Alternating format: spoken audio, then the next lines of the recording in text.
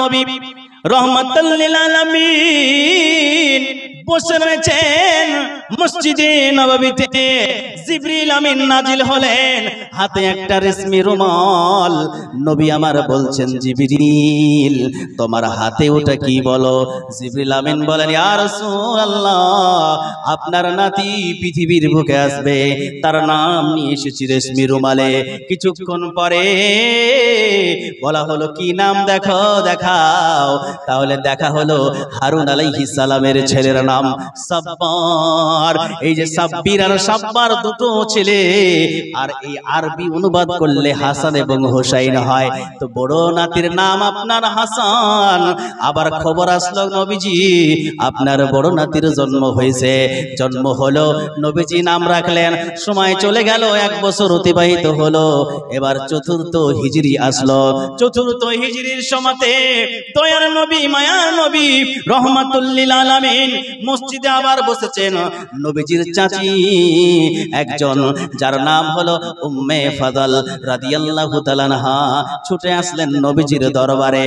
মনটা উদাস হয়ে গেছে, চোখ দিয়ে যেন অশ্র ভিজার মতো রয়েছে। আসার পরে নবীজির সামনে দাঁড়িয়ে আছে। নবী বললেন, চাচি যান এইভাবে আপনার মনটা উদাস কেন বলে? হযরত উম্মে ফাজল বলেন, ইয়া রাসূলুল্লাহ অবাক করে একটা স্বপ্ন দেখেছি, যার জন্য আপনার কাছে এসেছি গো। বলে, কি স্বপ্ন দেখেছো যার জন্য এত অবাক হয়ে গেছো? সকাল বেলায় উম্মে ফাজল উদাস মনে হাজির হন। নবীজি বলেন, ও গো চাচি উদাস কেন আমাকে কোন অবাক করা স্বপ্ন দেখেছি, অবাক করা স্বপ্ন দেখেছি। ভয় কাঁপে আমারি প্রাণ। ও চতুর্থ হিজরি 5 শ্রাবণ জন্ম নিলেন শহীদে আজম খুশি ফাতিমা আর আলী, আর খুশি নবী দো জাহান। ও চতুর্থ হিজরি 5 শ্রাবণ। এবার আমি একটু গজল কম বলবো, লাস্টের দিকে 2-1টা গজল ইনশাআল্লাহ হবে। গভীর মনোযোগ, এই আমার বাবাজিরাম। উম্মে ফাজল বললেন, ইয়া রাসূলুল্লাহ অবাক করো স্বপ্ন দেখেছি গো নবী, এই স্বপ্নের ব্যাখ্যা চাই। নবী বললেন, কি স্বপ্ন দেখেছো? ইয়া রাসূলুল্লাহ ইয়া হাবিবাল্লাহ, ওগো নবীজি আমি স্বপ্নে যোগে দেখতেছি আপনার শরীরের এক টুকরো গোশত, আপনার শরীরের একটা টুকরা মাংস আমার কোলে এসে পড়লো। আমি অবাক হয়ে গেছি গো নবী, সেই জন্য আপনার কাছে ছুটে এসেছি। নবী আমার মুচকি হাসি দেন। উম্মে ফাজল বলেন, চাচি আপনি চিন্তা করবেন না। বলে, ওগো মুহাম্মদ নবী আপনি মুচকি হাসি দিচ্ছেন ঠিকই, কিন্তু আমার কলেজা ভয়ে কেঁপে যায়। বলে, চাচি চিন্তা করবেন না, আপনার স্বপ্নটা কোনো খারাপ স্বপ্ন নয়। বলে, স্বপ্নটার ব্যাখ্যা কি বলা যাবে না? নবী বললেন, চাচি শুনে রেখে দেন, এই স্বপ্নের ব্যাখ্যা হলো এটাই, ফাতেমার ঘরে আর একটা পুত্র সন্তান জন্ম নেবে, আর সেই সন্তানকে তুমি প্রথম কোলে নেবে, আর এটাই হলো সেই স্বপ্নের ব্যাখ্যা। সুবহানাল্লাহ। তাই উনি খুশি হয়ে গেলেন, তাহলে তো কোনো ব্যাপার না, আমি তো ভয় খেয়ে গেছিলাম ইয়া রাসূলুল্লাহ। না না, ভয়ের কোনো কারণ নাই। কিছুদিন চলে গেল, খবর আসলো ইয়া রাসূলুল্লাহ ফাতেমার ঘরে ফুটফুটে একটা সন্তান আসলো। নবী সাল্লাল্লাহু আলাইহি ওয়াসাল্লাম ছুটে গেলেন, যাওয়ার পর দেখছেন উম্মে ফাজল কোলে নিয়েছেন। নবীজি মুচকি হেসে বলছেন, চাচি বুঝতে পারছেন তো স্বপ্নের ব্যাখ্যা? বলে, হ্যাঁ বুঝে নিয়েছি। বলে, এই হলো আপনার স্বপ্নের ব্যাখ্যা, মিলে গেছে। এবার আমরা দেন একটু দেখি। নবীজি সাল্লাল্লাহু আলাইহি ওয়াসাল্লাম নিলেন ইমাম হুসাইন রাদিয়াল্লাহু তাআলা আনহুকে, কপালে চুমো দেন, ঠোঁটে চুমো দেন, গালে চুমো দেন। ফানাজালা জিবরিল, জিবরিল ফেরেশতা নাজিল হলেন, কিছু একটা খবর দিয়ে গেলেন। অশ্রু ঝরে যাচ্ছে, নবীজি গলায় চুমু দিচ্ছেন, গালে চুমু দিচ্ছেন, আবার বেশি বেশি গলায় চুমু দিচ্ছেন। হযরত ফাতেমা রাদিয়াল্লাহু তাআলা আনহা জিজ্ঞাসা করছেন, আব্বাজান আপনি হাসানকে তো কখনো গলায় চুমু দেন নাই, আপনি কপালে চুমু দিয়েছেন, গালে চুমু দিয়েছেন, ঠোঁটে চুমু দিয়েছেন, কিন্তু আপনার এই ছোট নাতি হুসাইনকে এইভাবে আপনি গলায় এত বেশি চুমু দিচ্ছেন কেন? নবী বলছেন, বেটি ফাতেমা, জিবরিল আমিন এসেছিল, আমারে খবর দিয়ে গেল এই ছেলের গলাটা ইয়াজিদের দলবল আমার উম্মত নিষ্ঠুর উম্মতেরা কারবালার ময়দানে ছুরি চালাবে, সেই জন্য এই গলাতে বেশি বেশি চুমু খায়। জোরে বলতে হবে সুবহানাল্লাহ। দয়ার নবী হুসাইনের গলায় বারে বারে চুমু খেয়ে যান। ফাতেমা বলেন, ও গো আব্বা, গলায় কেন এত চুমু খান? কারবালাতে কাটবে গলা, কারবালাতে কাটবে গলা, জমিন হবে রক্তে লাল। হো চতুর্থ হিজরি 5 শাওয়াল। দয়ার নবীজি বললেন, কারবালার প্রান্তরে আমার এই নাতিকে শহীদ করা হবে। হযরতে ফাতেমা বলেন, আব্বা জান সেই সময় কি আপনি থাকবেন না? বলে, না রে মা, সেই সময় তো আমি থাকবো না। বলে, তার আব্বা কি থাকবে না? বলে, তার আব্বাও থাকবে না। আমি কি থাকবো না? বলে, তুমিও থাকবে না। তার বড় ভাই হাসান কি থাকবে না? বলে, হাসানও থাকবে না। ইমাম হুসাইন নিজের সপরিবারে কারবালার ময়দানে যাবে এবং সেইখানে শহীদ হয়ে যাবে দ্বীন ইসলামের রক্ষার্থে।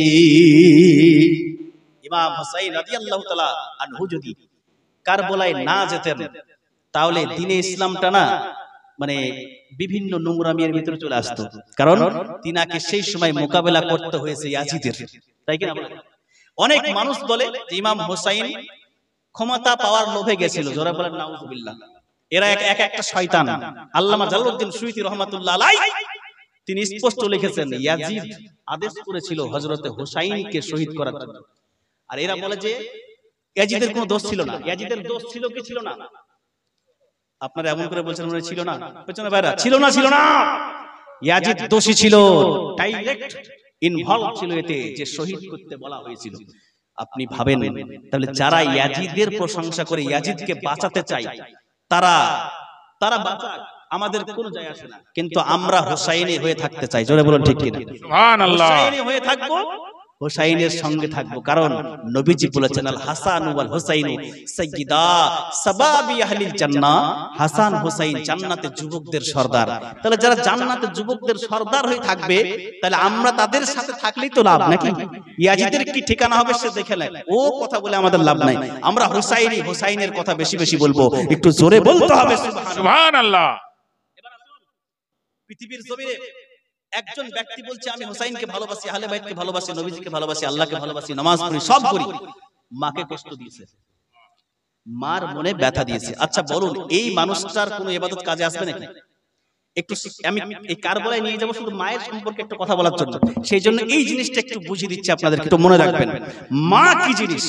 হযরতে আব্দুল্লাহ ইবনে উমর রাদিয়াল্লাহু তাআলা বসে আছেন, ইয়ামান থেকে একজন মাকে ঘাড়ে করে নিয়ে এসেছে। এসে বলছে, ওগো হুজুর একটা প্রশ্ন ছিল। বলে, প্রশ্ন করো। বলে, প্রশ্ন হলো এটাই, আমি কি মায়ের ঋণ শোধ করতে পেরেছি? এই যে মাকে আমি ঘাড়ে করে নিয়ে এসেছি এত দূরে। তো তিনি বললেন, তুমি মায়ের যে দীর্ঘ শ্বাস, মা যে একটা শ্বাস নিয়েছে, এতটুকু পরিমাণ শোধ করতে পারোনি। জোরে বলেন। এক আল্লাহর ওলির কাছে একজন যুবক এসে বলছে, হুজুর মায়ের ঋণ শোধ করে ফেলেছি। বলছে, কি করেছিস তুই বল? বলে, হুজুর মায়ের জন্য অনেক কিছু করেছি। কি করেছিস বল না? বলছে, আমি মাকে ঘাড়ে করে নিয়ে আমি মক্কা মদিনা গেছি, হজ করেছি, সব কিছু করেছি। আল্লাহর ওলি মুচকি মুচকি হাসছেন। বলে, হুজুর হাসছেন কেন? বলেন না, আমি কি শোধ করতে পেরেছি নাকি? বলে, তোর মাকে জিজ্ঞেস কর, যা শোধ করতে পেরেছিস কি তোর মা বলবে। আমি মাকে বলেছি, মা বলেছে হ্যাঁ হ্যাঁ শোধ হয়ে গেছে। আরে যা আবার জিজ্ঞেস কর। বলে হুজুর জিজ্ঞেস করেছি তো, আপনি বলেন না শোধ কি হবে? আল্লাহর ওলি মুচকি হাসি দিয়ে বলেন, এক যুবক শুনে রেখে দে, নিজের শরীরের তাজা চামড়াগুলো কেটে কেটে যদি মায়ের জন্য জুতা বানায়া দিস, তবে মায়ের গর্ভে থাকার সময় একবার নাড়া দিয়েছিস, তোর মা যে কষ্ট পেয়েছে এতটুকু কষ্ট শোধ হবে না। বুঝতে পারছেন? এতটুকু শিক্ষিত মানুষের জন্য এতটুকু বোঝা যথেষ্ট। এবার আরেকটা কথা শুনেন, বর্তমান যুবকের গরম, এটা বলে আমি চলে যাব সেই কারবালার মাটিতে। একটু মনোযোগ দিতে হবে। আমি কিন্তু কথা অনেক কিছু আপনাদের বলার চেষ্টা করছি, আল্লাহ ভালো জানে আপনারা বুঝেছেন কি না বুঝেন। আমি যা বলেছি বুঝতে পেরেছেন তো? ইনশাআল্লাহ আমল করব তো? ইনশাআল্লাহ আমল করব। দেখেন পৃথিবীর জমিনে মা ফোন করছে ছেলের সঙ্গে, ছেলে মাকে বলছে, মা মেলা দিন বাড়ি যাইনি তো আমি বাড়ি যাব। বলে ঠিক আছে আয়। বাইরে ছেলে কাজ করছে, বলে ঠিক আছে তুই চলে আয়। বলে কবে আসবি? মা শুক্রবারের দিন রাত্রি 10টা বাজবে। বলে হ্যাঁ আমি তোর মা, তোর জন্য খাবার রেডি করে রাখবো আর দুজনে খাবো। বলে ঠিক আছে মা। এ আমার বাবা না, গভীর মনোযোগ। মা বলল, সোনা আমি তোর জন্য খাবার রেডি করে রাখবো। বলে ঠিক আছে মা, একসঙ্গে খেয়ে রাত্রিবেলায় ঘুমাবো। এবার ছেলে যখন আসছে শুক্রবারের দিন, আসবো বলেছিল মায়ের কাছে, হঠাৎ করে তার মন ফিরে গেল। সে মনে মনে চিন্তা করলো বাড়ি আর যাব না, আমি শ্বশুর বাড়ি যাই। এ বাবাজি, কেউ বাড়ি আসতে আসতে যদি শ্বশুর বাড়ি যায় আর মাকে বলে মা বাড়ি গেলাম না শ্বশুর বাড়ি গেলাম, মা কি রাগ করবে নাকি? রাগ করবে? ঠিক আছে তুই তাহলে যা, তাই বলবে। কিন্তু ছেলে মাকে বলল না শ্বশুর বাড়ি যাচ্ছি। রাত্রি যখন 10টা হয়ে গেল, মা জননী ফোন করছেন, ওরে আমার আব্দুর রহমান 10টা তো বেজে গেল বাবা, এখনো আসলি না। বলে মা রাস্তায় ভিড়ের মধ্যে পড়ে গেছি, রাস্তায় দুর্ঘটনা ঘটেছে, গাড়ি চলে না, এখন আর যেতে পারবো না। বলে তাহলে? বলে সকাল হয়ে যাবে মা। এই ছেলেটা মাকে মিথ্যা কথা বলল। What is the reason behind that? এর পিছনে কারণটা কি? এই কারণটাও বোঝার চেষ্টা করব যদি সময় পাই শেষের দিকে। এ আমার বাবাজি, সে বলতে পারতো মা জননী আমি রাত্রে যাব না, শ্বশুর বাড়ি থাকবো, সকালে আসবো। মা বলতেন ঠিক আছে কোনো সমস্যা নাই। কিন্তু সে শ্বশুর বাড়ি যাবে আর বলছে রাস্তায় আমি আছি, রাস্তায় থেকে থেকে রাত্রি কাটাবো, রাস্তায় গাড়ি চলতে পারে না, সকাল হয়ে যাবে। এবার ছেলে শ্বশুর বাড়ি গিয়ে দরজায় নাড়া দেয়। বলে কে? বলে আমি তোমার জামাই। বলে জামাই এসেছো? কত ছেলে শাশুড়ি পেয়ে মাকে ভুলে যাই, এমন ছেলের দো জাহানে কোনোই শান্তি নেই রে, এমন ছেলের দো জাহানে কোনোই শান্তি নেই। ছোট্টবেলার কথা কি তোর, ছোট্টকালের কথা কি তোর মনে পড়ে না? তোমরা কোনোদিনও মায়েরই মনে কষ্ট দিও না। বাবাজিরা আমার, রাত্রি অতিক্রম করলাম, শ্বশুর বাড়িতে রাত্রি কাটানোর পর মা জননীকে ফোন দিল, মা এবার বাড়ি আসছি। মা চিন্তা করছেন ছেলেটা আমার রাত্রে কি খেয়েছে না খেয়েছে, কত কষ্ট করে সময় কাটিয়েছে। এই ছেলেটা প্রথমে বলল কত ভালো হতো গো, কিন্তু বলে নাই সকাল বেলায় বাড়ি ফিরে এসেছে। মা জননী বলছেন তোর মুখের দিকে তাকিয়ে কত শুকিয়ে গেছিস বাবা, আয় তোর জন্য খাবার রেডি করে দিই। খাবার রেডি করে দেওয়া হয়েছে, খাবারগুলো সুন্দরভাবে রেডি করে মা বলছে খেয়ে নে, খেয়ে নে, একটু বিশ্রাম নে, বিকেলে কথা হবে। এবার একটু গভীর মনোযোগ দেন পৃথিবীর মানুষেরা, পৃথিবীর যুবকদের অনেক অর্থ সম্পদের গরম, মা বাবাকে কিছুই মনে করে না। একটু মনোযোগ দিয়ে শোনেন। যখন দুপুর গড়িয়ে গেল, বিকেলের সময় হয়ে গেল, মা জননী বসে আছেন, ছেলে পাশে এসে বসলো। বলে মা তোমারে আমি কিছু উপহার দিতে চাই, তুমি নেবে কিনা বলো। মা বলছেন বেটা তুই আমারে যা উপহার দিয়েছিস এতে আমি খুশি, যা উপহার দিয়েছিস এটাই তো আমি অনেক খুশি হয়েছি, আর কিছু চাই না বাবা, আমি ভালো আছি। ছেলে বলছে মা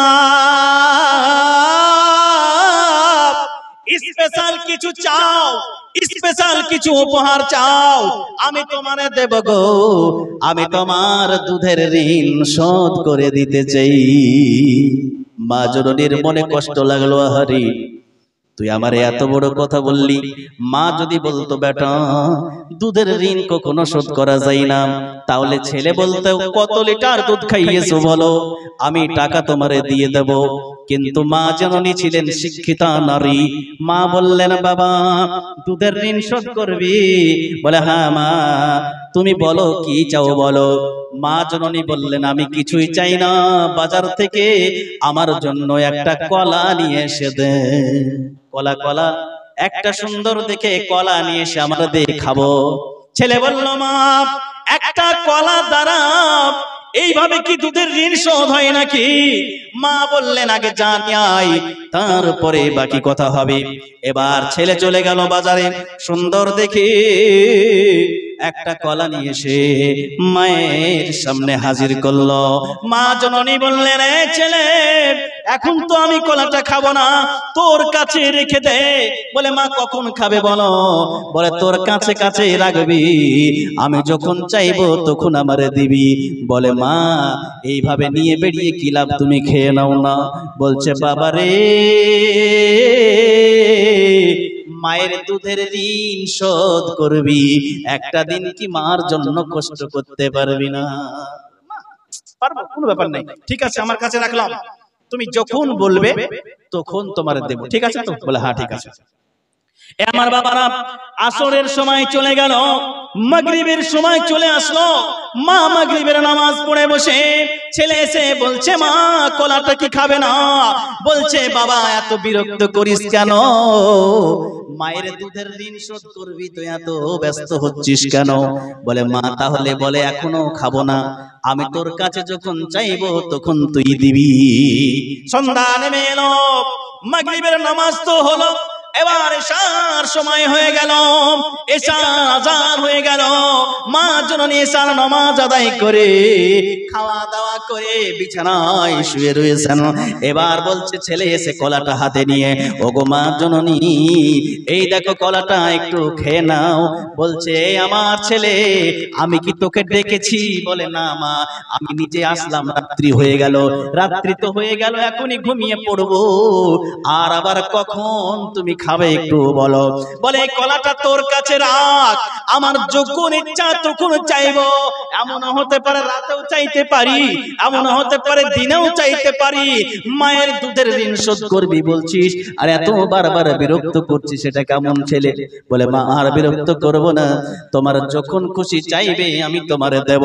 এবার ছেলে রাত্রি বেলায় এই কলাটা কাছে রেখেছে, কারণ মা কখন চাইবে তখন কলাটা দিতে হবে, মা যখন চাইবে কলাটা দিতে হবে।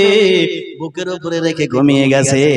সকাল হয়ে গেল, চতুর্দিকে ফজরের আজানের শব্দ, আসসালাতু খায়রুম মিনান নাওম।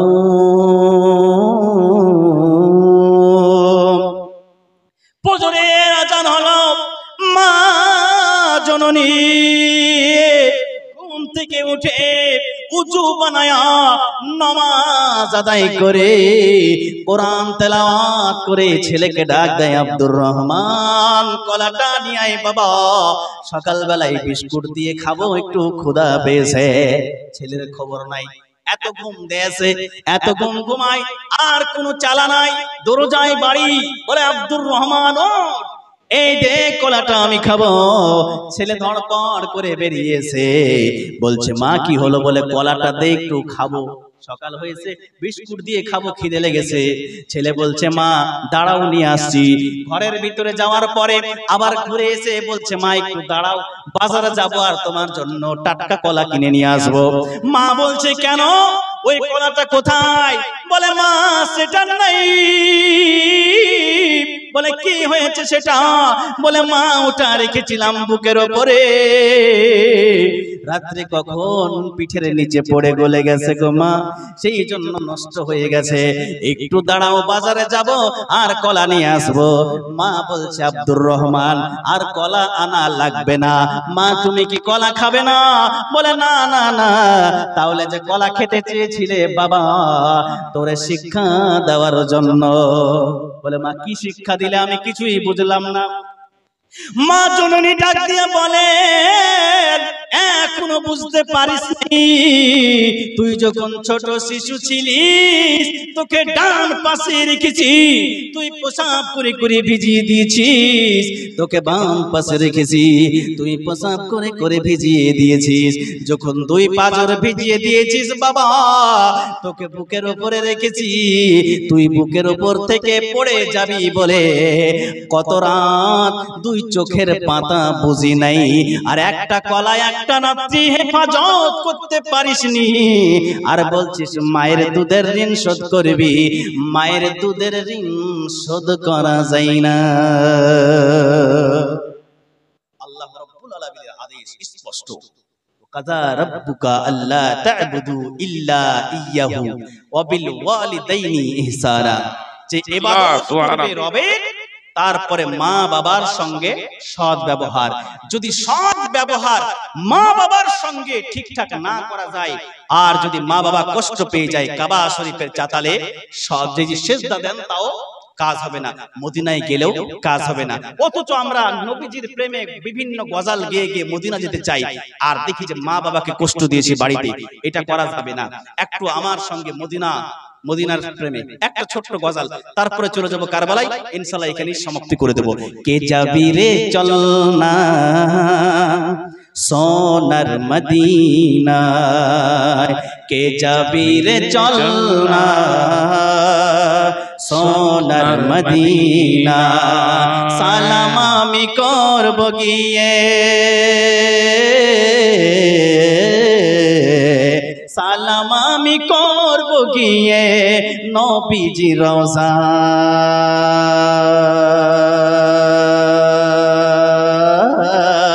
কে যাবি রে চল না সোনার মদিনায়। জোরে বলেন সুবহানাল্লাহ। ওই মদিনার পথে পথে আমি চলিব, মদিনার ওই ধুলো বালি গায়ে মাখিব। ওই মদিনার পথে পথে আমি চলিব, মদিনার ওই ধুলো বালি গায়ে মাখিব। স্বপ্ন পূরণ হবে আমার,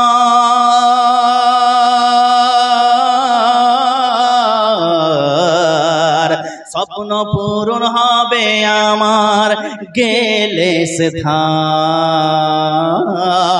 কে যাবি রে চল না সোনার মদিনায়, দরুদ ও সালাম পড়লে বড় ভালো লাগে। দরুদ সালাম এবং সালাম পড়তে ভালো লাগে না খারাপ লাগে? ভালো লাগে। গজল বেশি বেশি বলে বিরক্ত হচ্ছে না তো আপনারা? এবার একটা গজল বলে আর ডিস্টার্ব করবো না। একবার কারবালার কথা বলে কারবালার দু একটা গজল বলে দিই, ইনশাআল্লাহ আমরা শেষ মোনাজাত করব প্রাণ খুলে ইনশাআল্লাহ। দরুদ ও সালাম পড়লে বড় ভালো লাগে, প্রিয় নবীর নাম জপলে বড় ভালো লাগে। থাকবে যতদিন আমাদের জীবন পড়ব দরুদ নবীর শানে, দরুদ ও সালাম পড়লে বড় ভালো লাগে। একটু জোরে বলা যাবে কি সুবহানাল্লাহ? সুবহানাল্লাহ। আরশে লিখানম জন্নতে লিখানম কুরআনে লিখানম হাদিসে তারনম, মুমিনের জবানে সুমধুর আজানে শোনা যায় প্রিয় নবীর নাম। সুবহানাল্লাহ সুবহানাল্লাহ। আর সে লিখানম জন্নতে লিখানম কোরআনে লিখানম হাদিসে তারড়ম মুমিনের জবানে সুমধুর আজানে শোনা যায় প্রিয় নবীর নাম। শুনলে নবীর নাম শান্ত হয়ে মন, শুনতে বড় ভালো লাগে। দরুদ ও সালাম পড়লে বড় ভালো লাগে। নবীজির প্রেমে মগ্ন হয়ে মক্কার পাথর দেয় সালাম।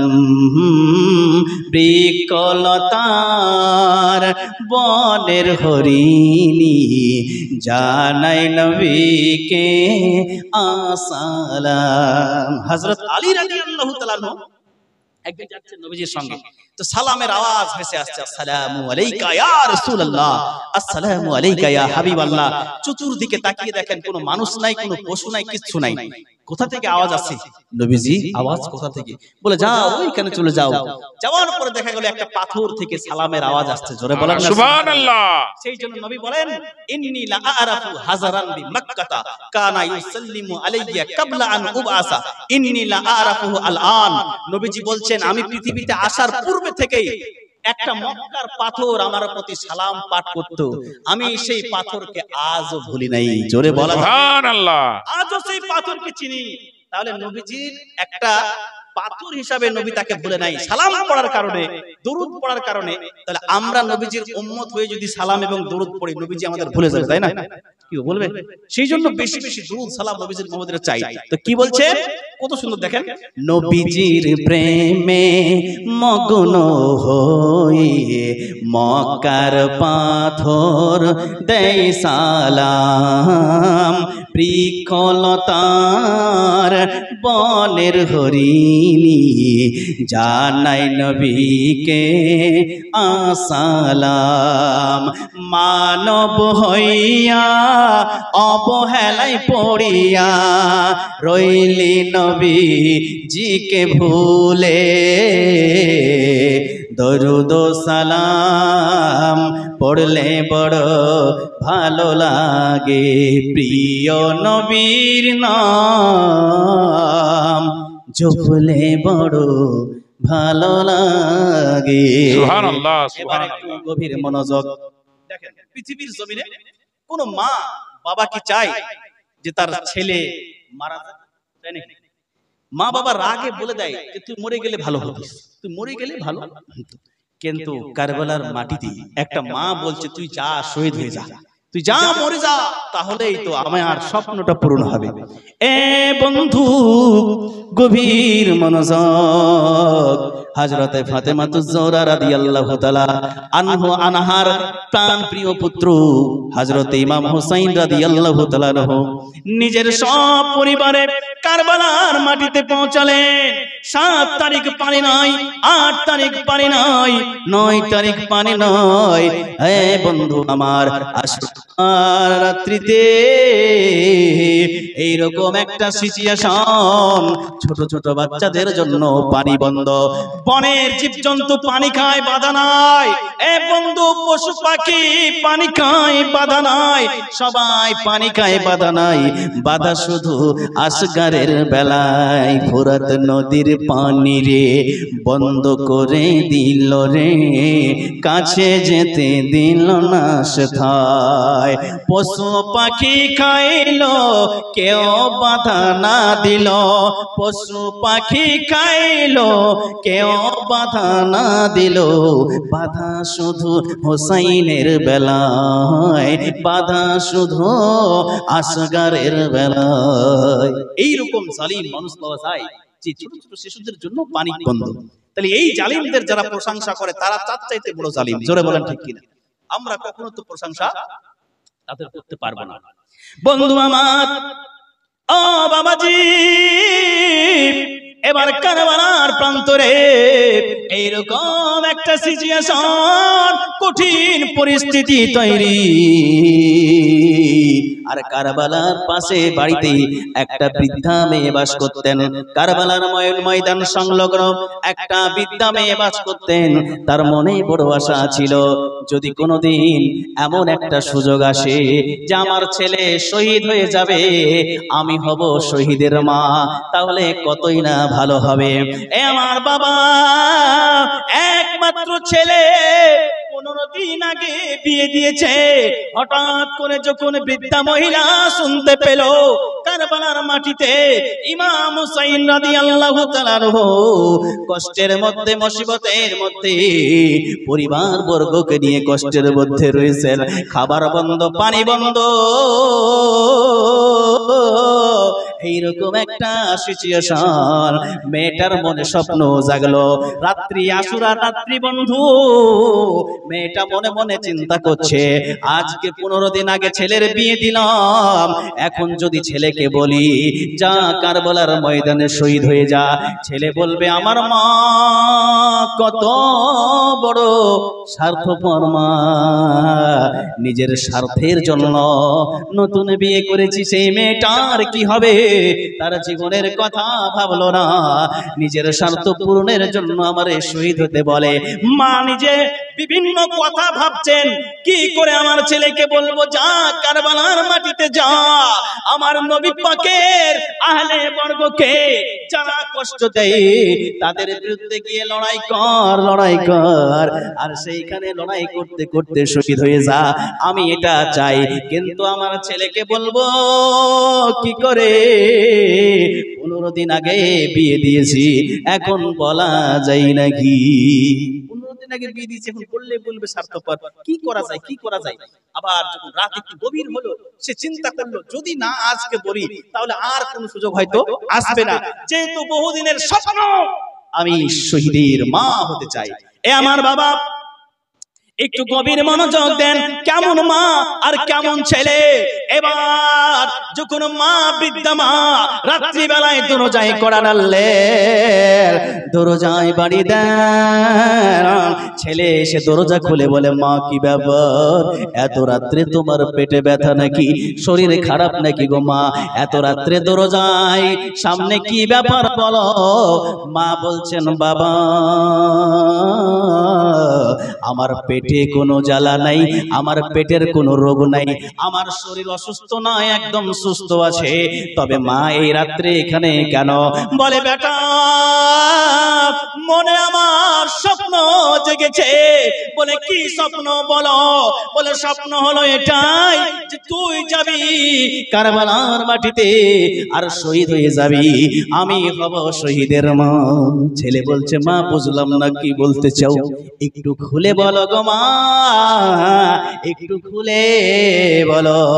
মা বলছেন, বাবা নবীজির নাতি ইমাম হুসাইন নিজের পরিবার বর্গ নিয়ে কারবালার মাটিতে এসেছে, বড় মুসিবতের সময় ইয়াজিদিরা পানি বন্ধ করে দিয়েছে, ছোট ছোট শিশুরা কষ্টে কাতর হয়ে যায়। আজ তুই সেইখানে যাবি, ইয়াজিদদের বিরুদ্ধে লড়াই করবি, আর তুই যদি মারা যাস, শহীদ হয়ে যাস, আমি হব শহীদের মা, এটাই আমার স্বপ্ন। বলছে, মা তোমার এই স্বপ্ন তো ঠিক আছে, কিন্তু 15 দিন আগে আমার বিয়ে দিয়েছো, সে মেয়েটারও তো হক আছে, তারও তো অনুমতি লাগবে। বলে, তুই অনুমতি নে, যা, আমি যাচ্ছি বাইরে, যা না, অনুমতি নিয়ে আয়। এই কথা বলতে বলতেই বেরিয়ে আসলেন নববধূ। বলছে, কি ব্যাপার? বলে, মা চাই যে আমি কারবালার মাটিতে গিয়ে শহীদ হয়ে যাই, আর মা শহীদের মার মর্যাদা পাবে কিয়ামতে, সেই জন্য মা আমারে বলছে। তো তুমি কি বলছো? বলে, আমার কি লাভ হবে, আমি তো নতুন বিয়ে করে স্বামী হারাবো, তাহলে আমার কি লাভ? ওহাব বিন আব্দুল্লাহ কালেবি বললেন, বিবি, এ আমার বিবি, তুমি যদি ধৈর্য ধারণ করতে পারো, তুমি যদি আর দ্বিতীয় বিয়ে না করে ধৈর্য ধারণ করতে পারো, তাহলে তুমি শহীদের স্ত্রী হবে। ব্যাপারটা কি? স্বামী স্ত্রী জান্নাতে যাবে, দুজন স্বামী এবং স্ত্রী যদি ভালো হয়, নেক হয়, তাহলে জান্নাতে দুজনে একসাথে থাকবে, আবার স্বামী স্ত্রী জান্নাতে থাকবে। কিন্তু একজন স্বামী মারা গেল, মেয়েটা ইয়ং, তাহলে পরিবার আরেকটা জায়গায় বিয়ে দিয়ে দিল, তাহলে সর্বশেষ মৃত্যুর পূর্বে যার স্ত্রী থাকবে জান্নাত গেলে তার সঙ্গে থাকবে। তাহলে বিয়ে হয়ে গেলে কিন্তু সম্পর্কটা ছিন্ন হয়ে যাবে। এ আমার বিবি রে, তুই যদি ধৈর্য ধরতে পারিস, আমার মা যেমন শহীদের মা হবে, তুই হবি শহীদের বিবি, শহীদের স্ত্রীর মর্যাদা পাবি, জান্নাতে আমার সঙ্গে থাকবি ইনশাআল্লাহ। বলল গো, আমার একটা কথা কিন্তু আছে। বলে কি কথা? আমার একটা সমাধান চাই, তাহলে অনুমতি দেব। বলে কি সমাধান বলো? বলে এইখানে বললে হবে না। বলে কোথায় বলবে? বলে কারবালার ময়দানে ইমাম হোসাইনের সামনে গিয়ে বলবো, ইমাম হোসাইনকে বলবো, কারবালার জমিন হলো রঙিন, রক্তে হলো লাল, পিপাসায় কাতর আহলে বাইত, পাইনা একটু জল, হো পাইনা একটু জল। আলিয়াস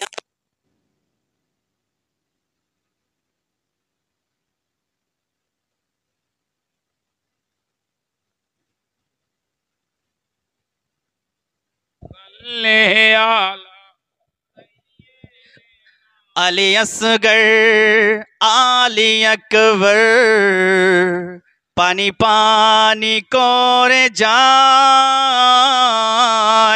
সকিনা কেঁদে কেঁদে ওগো হুসাইন কে জানায়, একটু পানি দাও গো মোদের, তারা বলে হর পল, পিপাসায় কাতর আহলে বাইত, পায়না একটু জল, পায়না একটু জল।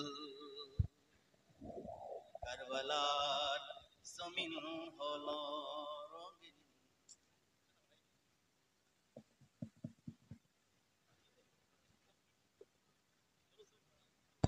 हुम्मा सल्ले अला सय्यिदिना मौलाना मुहम्मद व अला आलि सय्यिदिना मौलाना मुहम्मद बलगल उला بكماله كشف الدجى بجماله حسنت جميع خصاله صلى عليه وآله سلموا يا كول صل على صدر الأمين مصطفى مجر الله رحمতুল লিল আলামিন।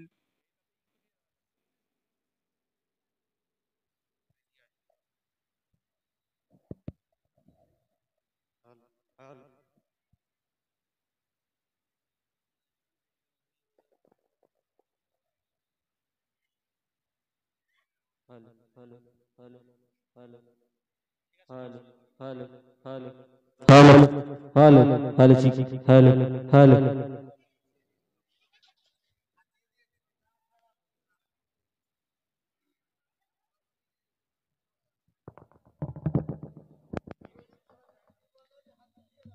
ঠিক আছে, চুপেন চুপেন, একটু শোনেন শোনেন। আলহামদুলিল্লাহ ঠিক হয়ে গেছে ইনশাআল্লাহ, এখনো বাকি আছে। আমি ঠিক আছে আর একটু হালকা করে শোনাই আপনাদের। এই গজলটা আবার রিপিট আপনাদের করে দিচ্ছি। কারবালার জমিন হলো রঙিন, রক্তে হলো লাল, পিপাসায় কাতর আহলে বাইত, পায়না একটু জল, হো পায়না একটু जल आली असगर आली अकबर पानी पानी करे जाए सकीना ओगो हुसैन के जनाए आली असगर आली अकबर पानी पानी करे जाए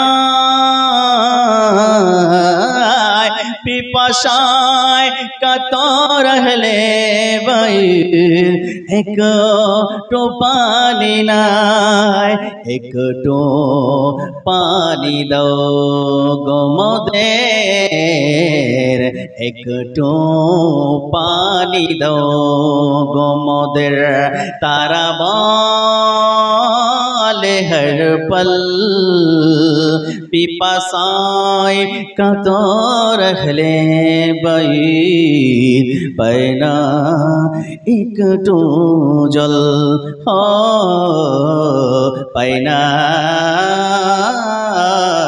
एक तो जल बाबाजी এবং এবার স্ত্রী বললেন আমার কি লাভ হবে বলো বলে ওগো তুমি যদি ধৈর্য ধরতে পারো তাহলে পরে তুমি হবে আমার স্ত্রী জান্নাতের বুকে তুমি হবে শহীদের স্ত্রী বলে ওগো স্বামী আমি রাজি আছি তবে আমার একটা শর্ত আছে বলে কি শর্ত বলো বলে শর্ত হলো এটাই যে আমাকে একটা কথা বলতে দিতে হবে আমার একটা শর্ত আছে আমি যেটা হুসাইনকে বলবো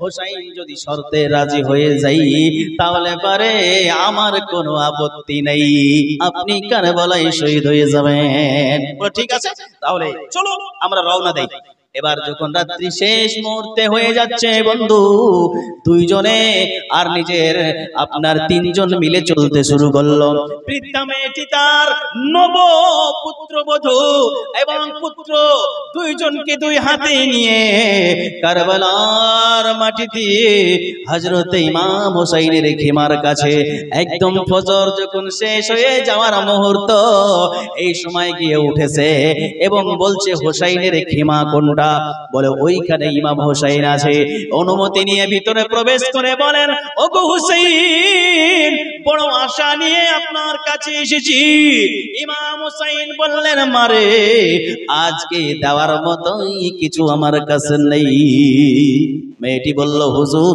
আমি দেওয়ার জন্য আসিনি বলে তবে কিসের জন্য এসেছ বলে হুজুর গো আমি নেওয়ার জন্য আসিনি আমি আপনাকে দেওয়ার জন্য এসেছি কি দিতে চাও বলো বলে হুসাইন আমার পুত্রকে দিতে চাই যারা আপনার বিরুদ্ধে তরবারি ধারণ করেছে যারা আপনার নদীর পানি বন্ধ করেছে যারা আপনারে কষ্ট দিয়েছে যারা আপনার ছোট ছোট শিশুদের কষ্ট দিয়েছে ওই যারা কষ্ট দিয়েছে ওই শত্রুর দলের বিরুদ্ধে আমার ছেলেকে দিয়ে দিলাম আমার ছেলে তাদের বিরুদ্ধে লড়াই করে শহীদ হবে আমার ছেলেকে দেওয়ার জন্য এসেছি জোরে বলেন না সুবহানাল্লাহ ছেলেকে দেওয়ার জন্য এসেছি কেন যেন শহীদ হয়ে যায় কেমন মা ছিল আর আমরা হুসাইনকে ভালোবাসি বলে কত লাভ আদায় কিন্তু গুনাহ ছাড়তে পারিনি তো এই ভালোবাসার কোনো মূল্য আছে নিজের মা নিজের যুবক ছেলে 15 দিন আগে বিয়ে দিয়েছে এমন ছেলেকে দিয়ে দিচ্ছে হুসাইনের মহব্বতে যে আল্লাহর রাস্তায় তোকে দিয়ে দিলাম নবীজির নাতির মহব্বতে যাতে করে কিয়ামতের দিন শহীদের মা হতে পারে আর আমরা বলি হুসাইনকে ভালোবাসি আহলে বাইতে পাককে ভালোবাসি কিন্তু গুনাহ ছাড়তে পারিনি সুদও ছাড়তে পারিনি গাঁজা মদ ইত্যাদি বিভিন্ন রকমের নোংরামি যত আমাদের বিশ্বের মুসলমানের সমাজের মধ্যে ঢুকে গেছে তাহলে এই ভালোবাসার কোনো মূল্য নাই যদি সত্যিকারী আশিক আহলে বাইত হতে চান তাহলে যাবতীয় গুনাহ থেকে বেঁচে থাকতে হবে যদি বেঁচে না থাকেন তাহলে আপনার এই ভালোবাসার কোনো মূল্য হয়তো পাওয়া যাবে না বলছে হুজুর আমার ছেলেকে দিয়ে দিলাম আপনার জন্য যুদ্ধ করবে, শহীদ হয়ে যাবে। এবার শেষ আলোচনার দিকে একটু গভীর মনোযোগ বন্ধু আমার। এবার ইমাম হুসাইন বললেন, মারে তুমি তোমার ছেলেকে এখানে দিয়ে যাচ্ছ, কিন্তু শুনে রাখো তোমার বাড়িতে আর কে আছে বলো? তোমার কি স্বামী আছে? বলে হুজুর আমার স্বামী নাই। বলে তোমার কি আর কোনো ছেলে আছে? বলে নাই। আর কোনো মেয়ে আছে? বলে নাই। এটাই আমার একমাত্র ছেলে হুজুর। ইমাম হুসাইন বললেন, মা তোমার একমাত্র ছেলে যদি কারবালার প্রান্তরে শহীদ হয়ে যায়, তাহলে পরে তোমার সাহারা কে হবে? তোমারে কে দেখবে? তোমার দেখাশোনা কে করবে? তুমি কি করে জীবন কাটাবে? তোমার চোখের দৃষ্টি দুর্বল হয়ে যাবে। তোমাকে কে চলাফেরা করাবে? তোমার খোঁজ খবর কে রাখবে? তোমার খোঁজ খবর রাখার মতো মানুষ যদি বাড়িতে থাকতো তাহলে বিষয়টা আলাদা ব্যাপার ছিল, কিন্তু তোমার যখন কেউ নাই, ফিরে যাও, নিজের ছেলে তোমার সাহারা হবে। মেয়েটি বলে, হুজুর ফিরে যাওয়ার জন্য আসি নাই, আমি এসেছি সত্যি আপনার জন্য আমার ছেলেকে দিয়ে দিতে। ওগো হুসাইন, এমন করে ফিরিয়ে দেবেন না, বড় মনের আশা নিয়ে এসেছি গো। পৃথিবীর জমিনে 2 দিন কষ্ট করে নেব, পৃথিবীর জমিনে 2 দিন ঠোকর খেয়ে নেব, পৃথিবীর জমিনে 2 দিন কষ্ট সহ্য করে নেব গো, কিন্তু কিয়ামতের ময়দানে আমি শহীদের মা হতে চাই, আমারে ফিরিয়ে দেবেন না।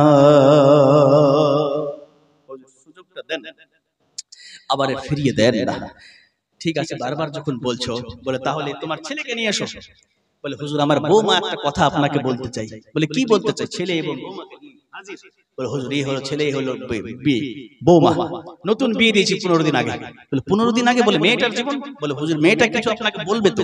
বলে কি বলো, বলতে চাও বলো। বলো হুসাইন 15 দিন আগে আমাদের বিয়ে হয়েছে কারবালার মাটিতে। আমার স্বামী যদি শহীদ হয়ে যায়, বাকি জীবন কেমন করে কাটাবো এর পদ্ধতি আপনার কাছে জানতে চাই। আমি অল্প বয়সী একজন মেয়ে, মাত্র 15 দিন আগে হয়েছে বিয়ে। 15 দিন আগে বিয়ে হওয়া।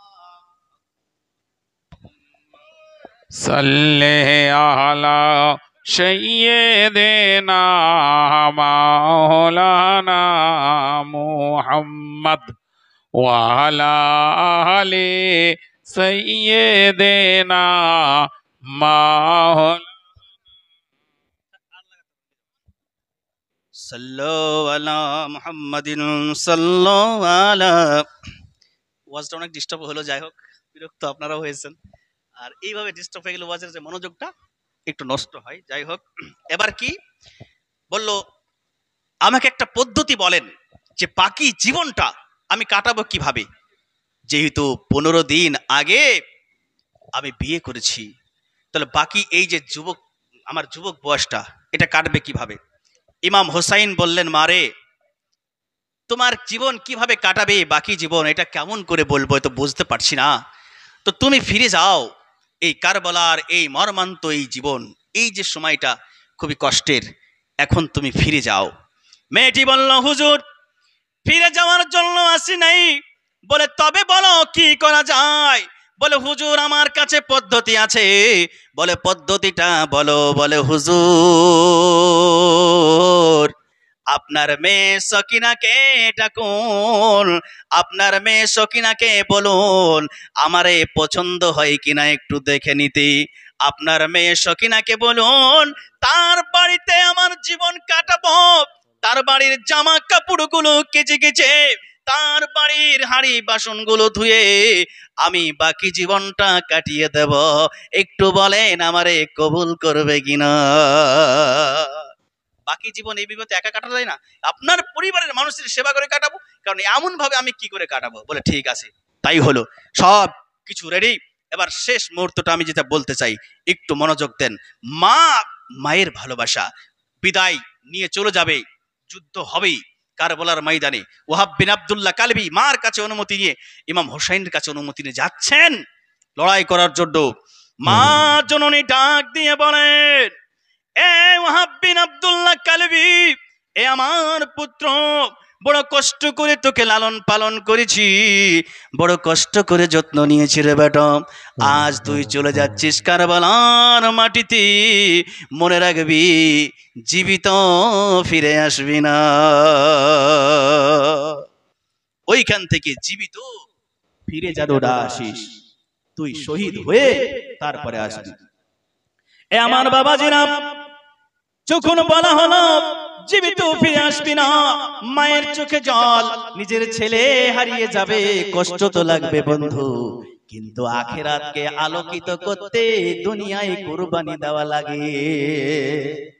দুনিয়ায় যদি আপনি গুনাহ এই সমস্ত গুলো কুরবানি দিতে না পারেন, দুনিয়ার মহব্বত যদি একটু কুরবানি না দিতে পারেন, তাহলে আখিরাতে এত সুন্দর জান্নাত আল্লাহ বানিয়ে রেখেছেন, যার সুখের কোনো শেষ নাই। একটা খাবার 70 বছর ধরে খাবে তবু অরুচি হবে না, এমন সুন্দর জান্নাতি খাবার, সুন্দর ঝর্ণা প্রবাহিত হবে, যখন যা খেতে চাইবে তখন তা চলে আসবে সামনে হাজির। তো এইরকম সব পরিস্থিতির মধ্যে ওই যে জান্নাত হবে। তাহলে পৃথিবীর এই সময় যদি আপনি একটু মেহনত করে কুরবানি দিতে পারেন, তাহলে আখিরাতে কিন্তু জান্নাত অবশ্যই হবে। এ আমার বাবাজিরা, এবার ওয়াহাব বিন আব্দুল্লাহ কালবি কারবালার প্রান্তরে চলে গেলেন। বলে তুই কে রে? তোকে তো চিনি, তোর কারবালার এই ময়দানের পাশেই তোর বাড়ি। বলে তুই কেন এসেছিস? নতুন বিয়ে হয়েছে সেটাও শুনেছি, কিসের জন্য এসেছিস? নিজের সুখের জীবন কাটা যা, তাহলে এখনই তো মরবি, জীবনের সুখ হারাবি, জীবনের সম্পদ হারাবি, সবকিছু হারাবি। ওয়াহাব বিন আব্দুল্লাহ কালবি বলেন, শোন, আমি হোসাইনের গোলাম, আমি হোসাইনের পক্ষ থেকে এসেছি, তোরা আমার নবীর নাতিরে কষ্ট দিয়েছিস, আমি তোদের কিন্তু ছাড়বো না। ও বন্ধু আমার, ইয়াজিদের সৈন্যরা একটা একটা করে আসে, ওয়াহাব বিন আব্দুল্লাহ একটা একটা করে হত্যা করে। একের পর এক যখন বহু ইয়াজিদিকে হত্যা করে দেওয়া হয়েছে, তখন তারা চিন্তা করলো একে একে গেলে পারবি না, পারবি না, একসঙ্গে সকলে হামলা কর।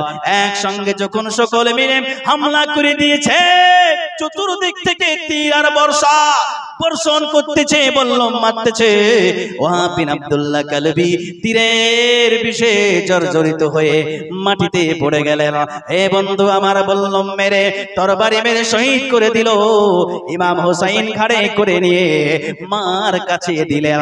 মা জননী নিজের ঘাড়ের উপরে নিজের ছেলেকে নেওয়ার পরে পায়ের কাছে মাথা রেখে মা জননী নিজের কাপড় দিয়ে ধুলো বালি গুলো মুছিয়ে দিচ্ছেন আর বলছেন, ওয়াহাব, নিজের জীবন দিয়ে মায়ের স্বপ্ন পূরণ করে দিলি। সুবহানাল্লাহ। তাহলে বোঝা গেল পৃথিবীর জমিনে মা বাবার স্বপ্ন জীবন দিয়ে তো প্রয়োজন হচ্ছে না পূরণ করার, শুধু একটু ভালোবাসা, একটু মুখের হাসি। মা চাই না আপনার সম্পদ, মা চাই না আপনার অট্টালিকা, মা চাই না আপনার টাকা, মা চাই না আপনার ব্যাংক ব্যালেন্স, মা চাই ছেলে একটু ভালোভাবে কথা বলুক। মা বাপ খুশি তো জান্নাত আপনার জন্য হয়ে যাবে। মায়ের পায়ের নিচে জান্নাত, বাবা হলো জান্নাতের দরজা। একজন সাহাবী এসে বললেন, ইয়া রাসূলুল্লাহ, আমার কাছে সবচেয়ে উত্তম ব্যবহার পাওয়ার অধিকারী কে? মান আহাক্কুন নাস বিহুসনি সাহাবাতি, আমার কাছে উত্তম চরিত্র, উত্তম ব্যবহার কার সঙ্গে বেশি করব? নবী বললেন, উম্মুকা, তোমার মা। বলে হুজুর, সুম্মা মান, তারপরে কে? নবী বললেন, উম্মুকা, তোমার মা। বলে হুজুর, তারপরে কে? বলে উম্মুকা, তোমার মা। তিনবার মায়ের কথা। নবীজি তারপরে? বলে তারপরে তোমার আব্বা। তিনবার মা, তারপরে আব্বা, তিনবার মায়ের সেবা, তারপরে আব্বা। তাহলে মার মর্যাদা এত বেশি কেন? আল্লাহ বলেন, হামালাতহু উম্মুহু ওয়াহনান আলা ওয়াহনি ওয়া ফিসালুহু ফি আমাইন, মা গর্ভে করেছে, কষ্টের পর কষ্ট সহ্য করেছে, 2 বছর দুধ পান করিয়েছে। তো এত কষ্ট সহ্য করার জন্য আল্লাহর দরবারে সেবা তার বেশি, বাবারও সেবা করতে হবে। অনেকে বলবে, তাহলে মার সেবা করলে জান্নাত, মায়ের পায়ের নিচে জান্নাত। মায়ের সেবা করলে জান্নাত, কিন্তু ওই জান্নাতে যাওয়ার জন্য দরজা খুলতে হবে। বাবা হলো জান্নাতের দরজা। জোরে বলেন সুবহানাল্লাহ। রাজি করতে হবে, আহলে বাইতের ভালোবাসা তবে পাওয়া যাবে। 2 জনকে রাজি করতে হবে, নবী রাজি হবেন। 2 জনকে রাজি করলে আল্লাহ রাজি হবেন। আল্লাহ তাআলা যেন আমাদের বুঝার তৌফিক দান করেন এবং সুন্দরভাবে জীবন যাপন করার তৌফিক দান করেন। সকলে বলেন আল্লাহুম্মা আমিন। আল্লাহুম্মা আমিন। একটু জোরে বলতে হবে, আল্লাহুম্মা আমিন, আল্লাহুম্মা আমিন। তোমায় দেখলে পাওয়া যায় গো। শেষ গজলটা বলে আমরা সালাম দিয়ে নবীজিকে দোয়া করব ইনশাআল্লাহ। নবী তোমায় দেখলে পাওয়া যায় গো জান্নাতের চাবি, নবী তোমায় দেখলে পাওয়া যায় গো জান্নাতের চাবি, নবী তোমায় দেখলে পাওয়া যায় গো জান্নাতের চাবি। ও কি অদরদি দয়ার নবী, নয়নের মনি নবী তোমায় দেখলে পাওয়া যায় গো জান্নাতের চাবি। তোমার চেহারা নূরে ভরা এত আলো হয়, নাকে নিয়ে চল টেনে সূর্য সরবে লুকায়। জোরে বলেন সুবহানাল্লাহ। আমাদের নবী অনেক বেশি সুন্দর ছিলেন। হযরত আবু হুরায়রা বলেন, মা রাআইতু শাইয়ান আহসানা মির রাসূলিল্লাহি সাল্লাল্লাহু আলাইহি সাল্লাম, নবীজির মতো এত সুন্দর মহামানব আর কখনো দেখি নাই। কানা শামসু তাজরি ফি ওয়াজহিহি, মনে হতো আকাশের সূর্যটা এসে নবীজির চেহারায় খেলা করতেছে। সুবহানাল্লাহ। তোমার চেহারা নূরে ভরা এত আলো হয়, নাকের আঁচল টেনে সূর্য সরবে লুকায়। তুমি সর্বসেরা কুল কিনারা নবীদের নবী, নবী তোমায় দেখলে পাওয়া যায় গো জান্নাতের চাবি, নবী তোমায় দেখলে পাওয়া যায় গো জান্নাতের চাবি। আঙ্গুলিয়া তো শক্তিশালী বুঝা বড় দায়, এক ইশারায় চন্দ্র সূর্য টুকরো টুকরো হয়ে যায়। সুবহানাল্লাহ, সুবহানাল্লাহ। আঙ্গুলিয়া তো শক্তিশালী বুঝা বড় দায়, এক ইশারায় চন্দ্র টুকরা টুকরা হয়ে যায়। তুমি সর্বসেরা কুল কিনারা নবীদের নবী, নবী সুবহানাল্লাহ। দেখলে পাওয়া যায় গো জান্নাতের চাবি, নবী তোমায় দেখলে পাওয়া যায় গো জান্নাতের চাবি, নবী তোমায় দেখলে পাওয়া যায় গো জান্নাতের চাবি, নবী তোমায় দেখলে পাওয়া যায় গো জান্নাতের চাবি।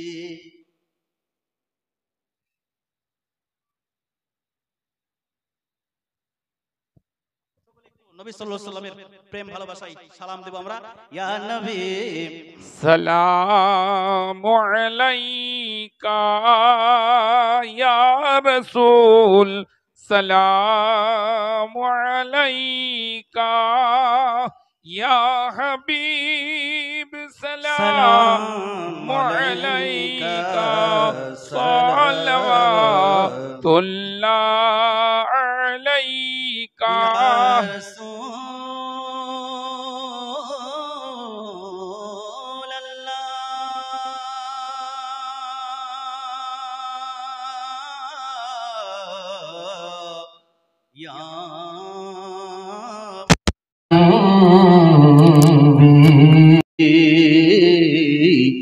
মদিনা মদিনা মদিনা হব গো একদিন রওয়ানা, মোরা যে তোমার দিওয়ানা, পাবো যে আসল ঠিকানা। ইয়া নবী সালাম ইয়া রাসূল, সালামু আলাইকা ইয়া হাবিব, সালামু আলাইকা সালাওয়াতুল্লাহ আলাইকা। জিবরিল জিবরাইল দিলেন গো আওয়াজ, খুলে দাও আসমানের দুয়ার, এসেছে নবী তেরো সরদার করিতে আল্লাহর দিদার ইয়া নবী সালাম আলাইকা ইয়া يا রাসূল رسول سلام عليك ইয়া حبيب হাবিব سلام সালাম عليك আলাইকা صلوات الله عليك يا رسول الله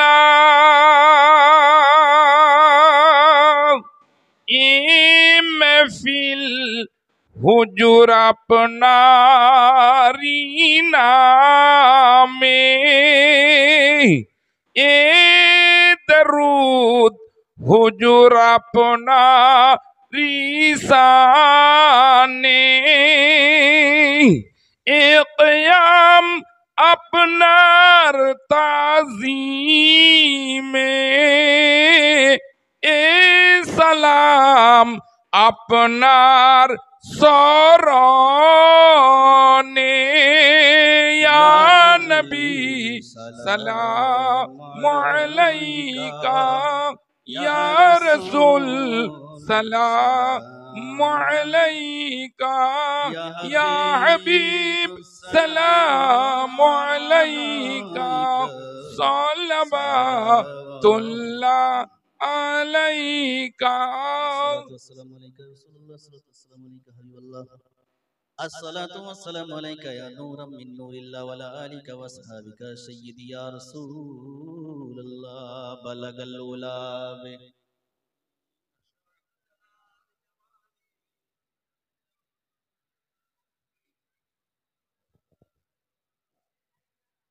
بسم الله الرحمن الرحيم قل يا أيها الكافرون لا أعبد ما تعبدون ولا أنتم عابدون ما أعبد ولا أنا عابد ما عبدتم ولا أنتم عابدون ما أعبد لكم دينكم ولي دين بسم الله الرحمن الرحيم قل هو الله أحد الله الصمد لم يلد ولم يولد ولم يكن له كفوا أحد بسم الله الرحمن الرحيم قل هو الله أحد الله الصمد لم يلد ولم يولد ولم يكن له كفوا أحد بسم الله الرحمن الرحيم قل هو الله أحد الله الصمد لم يلد ولم يولد ولم يكن له كفوا أحد بسم الله الرحمن الرحيم قل أعوذ برب الفلق من شر ما خلق ومن شر غاسق إذا وقب ومن شر النفاثات في العقد ومن شر حاسد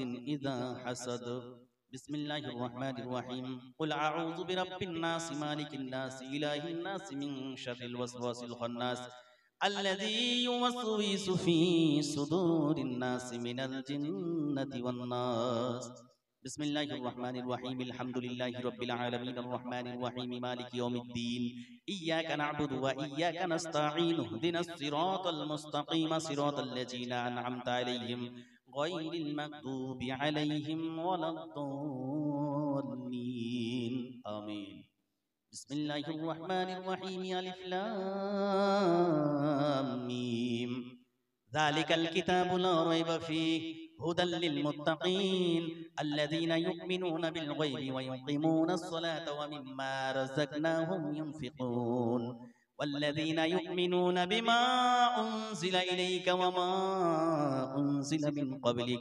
وبالآخرة هم يوقنون أولئك على هدى من ربهم وأولئك هم المفلحون بسم الله الرحمن الرحيم وإلهكم إله واحد لا إله إلا هو الرحمن الرحيم إن رحمة الله قريب من المحسنين وما أرسلناك إلا رحمة للعالمين ما كان محمد أبا أحد من رجالكم ولكن رسول الله وخاتم النبيين وكان الله بكل شيء عليما إن الله وملائكته يصلون على النبي يا أيها الذين آمنوا صلوا عليه وسلموا تسليما اللهم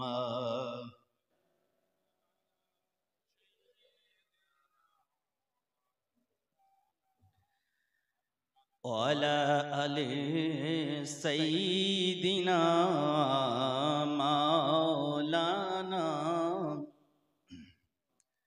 সাল্লু আলা মুহাম্মাদিন সাল্লু আলা মুহাম্মাদ বালাগাল উলা বি কামালিহি কাসাফাত তুজা বি জামালিহি হাসনাতু জামিউ খিসালিহি সাল্লু আলাইহি ওয়া আলিহি আউযু বিল্লাহি মিনাশ শাইতানির রাজীম আলা ইন্না আউলিয়াল্লাহি লাখাউফুন আলাইহিম ওয়া লা হুম ইয়াহজানুন الذين آمنوا وكانوا يتقون سبحان ربك رب العزة عما يصفون وسلام على المرسلين والحمد لله رب العالمين اللهم آمين ربنا فاغفر لنا ذنوبنا وارحمنا أنت مولانا فانصرنا على القوم الكافرين فانصرنا على القوم الظالمين فانصرنا على القوم المنافقين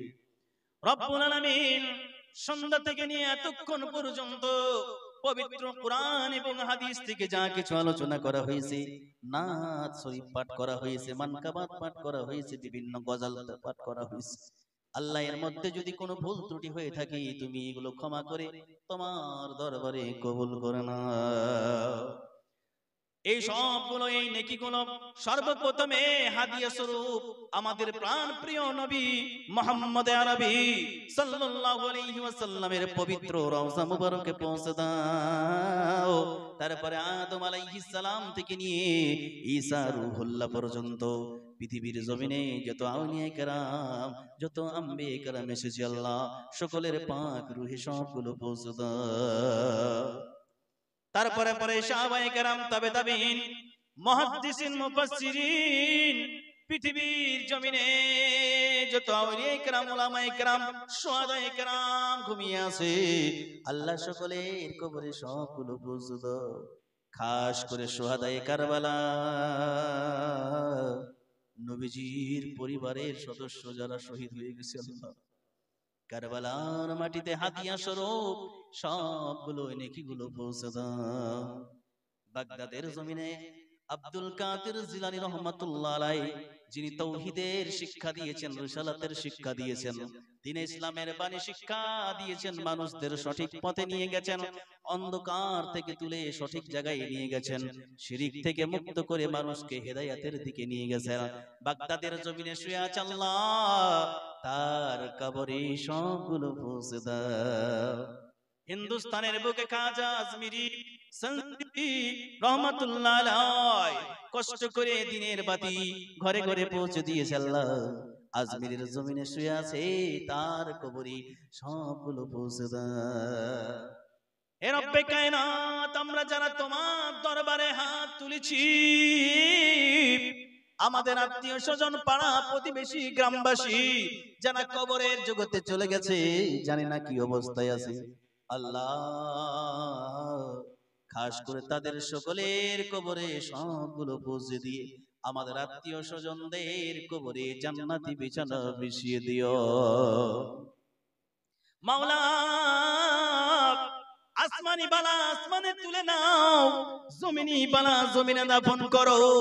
আমরা যে যে ব্যথা নিয়ে, যে যে মনের ইচ্ছা নিয়ে তোমার দরবারে হাত তুলেছি, পৃথিবীর কারো দরবারে হাত তুলি নেই। ওগো আল্লাহ, তুমি আমাদের সকলের মনের বেদনা ব্যথা দূর করে দাও। যারা বিভিন্ন বালা মুসিবতে অসুখের মধ্যে আছে আল্লাহ, বিভিন্ন ওষুধ খেয়ে ডাক্তার দেখিয়ে ভালো হয় না আল্লাহ, তোমার দরবারে হাত তুলেছি আমরা, আমাদের সকলের ছোট বড় যাবতীয় অসুখ বালা মুসিবত দূরে করে দাও। মা বোনেরা, পর্দার আড়ালে বিভিন্ন ব্যথা, বিভিন্ন যন্ত্রণা মনের ভিতরে, বিভিন্ন রকমের সমস্যার মধ্যে অনেক মা বোন যদি থেকে থাকে আল্লাহ, তাদের সমস্যা দূর করে স্বামী স্ত্রীতে মহব্বত তুমি বাড়িয়ে দিও। রব্বে কায়নাত রব্বুল আলামিন, যারা আমার ছোট ছোট ভাইরা পড়াশোনায় যুক্ত রয়েছে আল্লাহ, তাদের স্মৃতি শক্তি বৃদ্ধি করে দাও, তারা যেন ভালোভাবে দ্বীনের বাণী শিখতে পারে, দ্বীন এবং দুনিয়া উভয় শিক্ষা অর্জন করে দেশের সুনাম অর্জন করতে পারে এবং ধর্মের বাণী, ইসলামের বাণী প্রচার করতে পারে, মা বাবার মুখে হাসি ফোটাতে পারে। এ রব্বুল আলামিন সামনে পবিত্র জুম্মার রমজান মাস, পবিত্র রমজান মাসের 30টা রোজা যেন সঠিকভাবে রাখতে পারি। কোন রকমের অসুখ বিসুখ, জ্বর, বিভিন্ন রকমের বালা মুসিবত থেকে আমাদেরকে হেফাজতে রেখে সুষ্ঠুভাবে 30টা রোজা পালন করার তৌফিক দান করো। বড় আশা করে তুলেছি হাত মাওলা তোমার দরবারে, মাফ করো মাবুদ দয়ার নবীর খাতিরে। কমিটির ভাইরা বড় কষ্ট করে মানুষের দ্বারে দ্বারে ঘুরে টাকা আদায় করে সুন্দর একটা মাহফিল সাজিয়ে